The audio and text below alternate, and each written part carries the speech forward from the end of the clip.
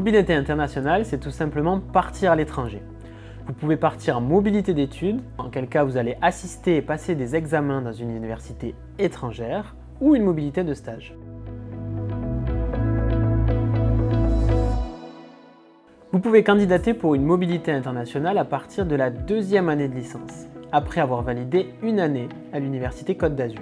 Votre mobilité peut durer quelques jours ou quelques semestres. À titre d'exemple, récemment, des étudiants sont partis 5 jours en Roumanie pour étudier sur le thème de la cybersécurité et l'intelligence artificielle.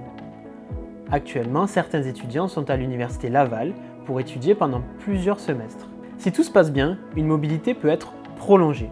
A l'inverse, fait plus rare, une fin de mobilité peut être anticipée en cas de difficulté.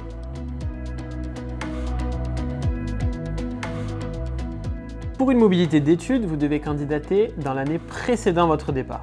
Par exemple, pour une mobilité en Master 2, vous devez déposer votre candidature dès l'année de Master 1. L'accord du responsable pédagogique de l'année N+1 est nécessaire. Si l'accord le permet, vous pouvez aussi partir à plusieurs sur une même destination. Pour une mobilité de stage, une simple convention de stage signée avec l'établissement qui vous accueille est suffisante. Les dossiers sont à déposer au fil de l'eau. Après dépôt de vos dossiers pour une mobilité d'études ou de stage, vous pourrez faire une demande d'aide à la mobilité.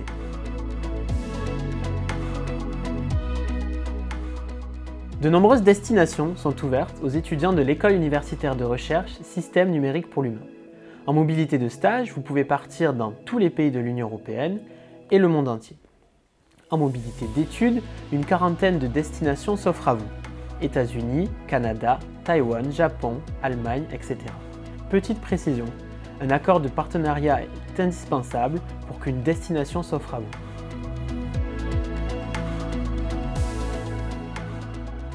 Les frais de la vie quotidienne seront à la charge de l'étudiant. L'étudiant est exonéré des frais d'inscription dans l'université qui l'accueille.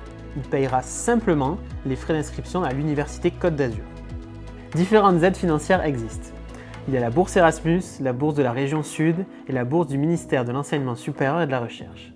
Chaque bourse a son mode de fonctionnement. Par exemple, la bourse du ministère de l'Enseignement supérieur et de la Recherche concerne seulement les boursiers.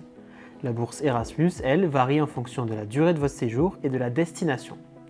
L'École universitaire de recherche Systèmes numériques pour l'humain peut également attribuer une aide à la mobilité.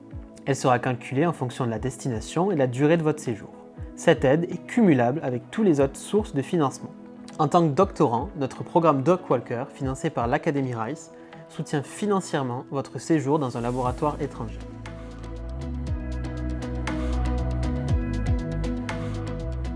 Tous les examens passés dans l'université d'accueil sont reconnus à votre retour à l'université Côte d'Azur.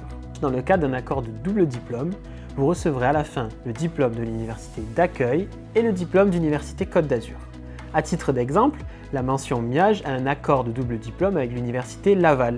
La mention informatique a un accord de double diplôme avec l'université normale de la Chine de l'Est à Shanghai.